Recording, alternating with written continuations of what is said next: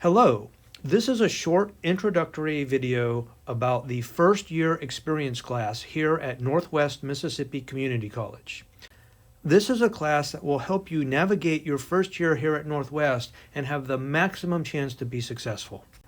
You're going to learn about some practical skills like study skills and test-taking skills that will help you be successful in your academic classes. But you're also going to learn about things like financial aid and scholarship opportunities. You're going to learn about how to map out your degree plan and how to decide which major or which program is best for you to pursue either here at Northwest or even beyond Northwest if you go to a four-year college. So there's going to be a lot of information for us to unpack, but it is very valuable information, and if you're attentive to it, it will help you have the best possible experience that you can have here at Northwest, and it will prepare you for success in your classes here and your classes should you go on to a four-year college after you complete your degree here at Northwest. Now, if you go to the home page in the Canvas shell, you'll see something that looks like this. This is just part of the page, but you'll see that this is what it looks like at the top of the page. And you can see that we have the course title here is First Year Experience. There's the academic code that's in the course catalog. Now up above is an area that says Recent Announcements, and right here you can see it's blank because I have not made any announcements yet, but there will be announcements there, and that's where you'll see them show up.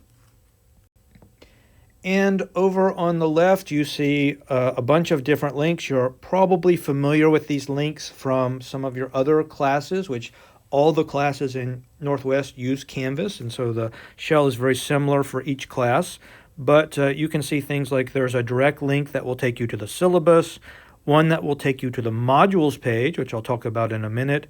There's a page that'll take you to the grade book so that you can see where your grades are, how you're doing in the class, and you can just sort of go through. You can access Microsoft Office through the Office 365 link down here. There are lots of neat things that you can get through these links, and so you can explore those. But I want to show you something else. If you scroll down from the home page a little bit more, you can see I've clipped it a little bit, but here's the bottom of the course banner, the picture that shows the Northwest campus. And you see some links, and the most important ones are the Start Here link, the syllabus link, and the modules link. And you can also get to these from that list of links up at the top on the left, but you can easily get them through these buttons here. And there's another button over here for some additional resources when they're available. But these are the buttons that will take you where you need to go in the course. Now, down below the banner with the buttons is you see your instructor's information. And so often there'll be a picture there of your instructor, their name, their email address, their phone number, what department they're in, and their office hours.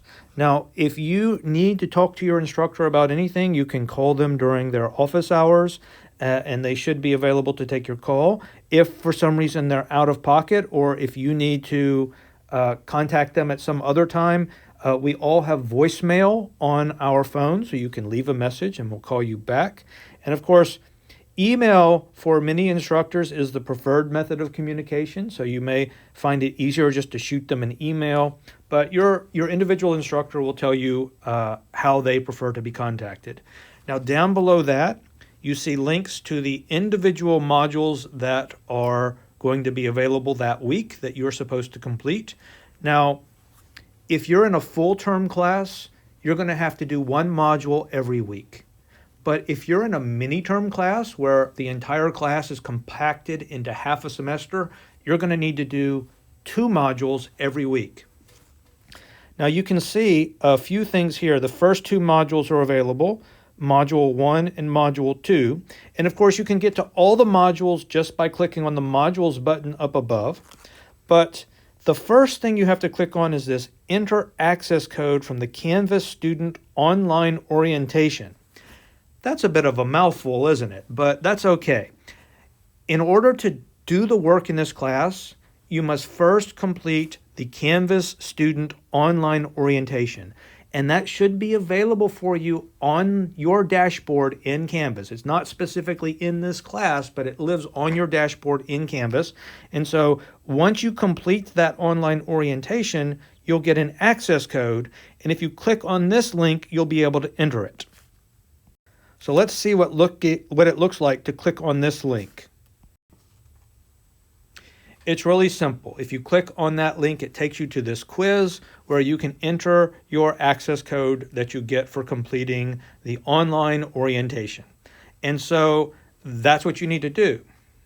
Once you've done that, you can click on the modules. Either you can go to the page with all the modules in it, or you can click on that Module 1 or Module 2 link, etc. And of course, as the semester goes on, you'll have access to Module 3, Module 4, and the rest of them.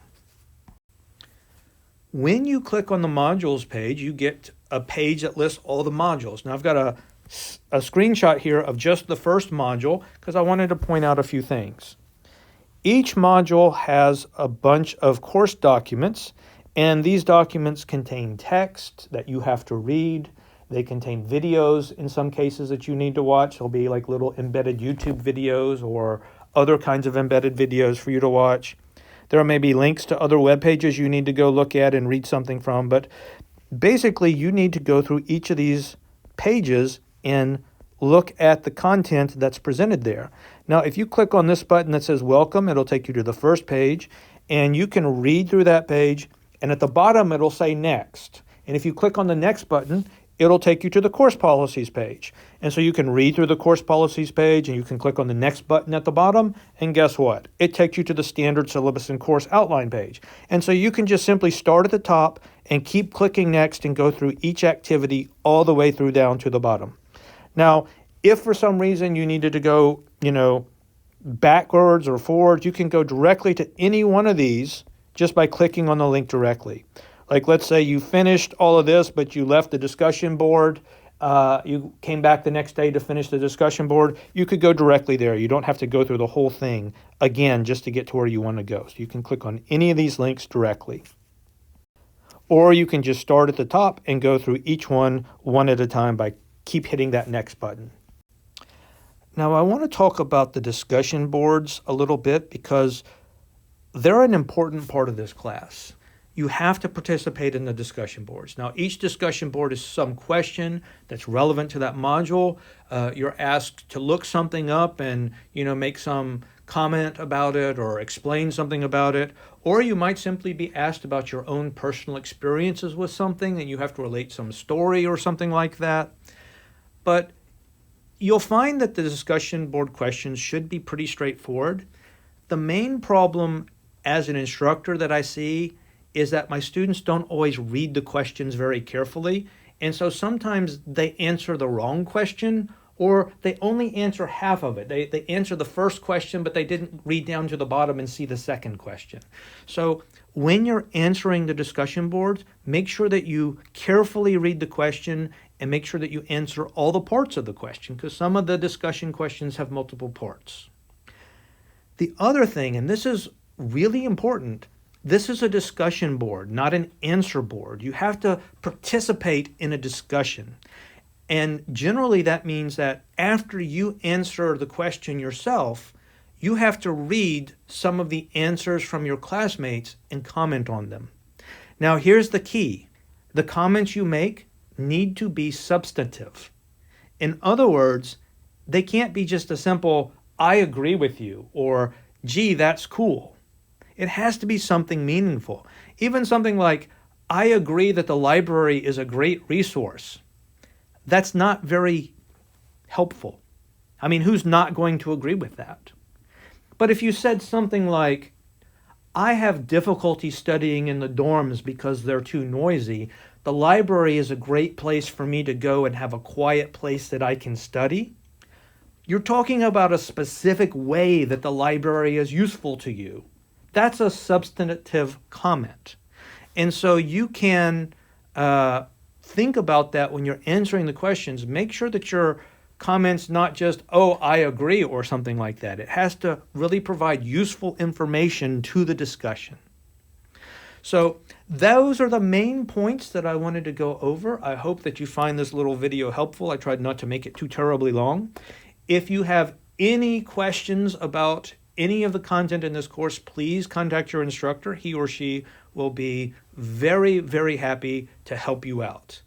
And I wish everyone great success in this course and in all the courses that you're taking here at Northwest.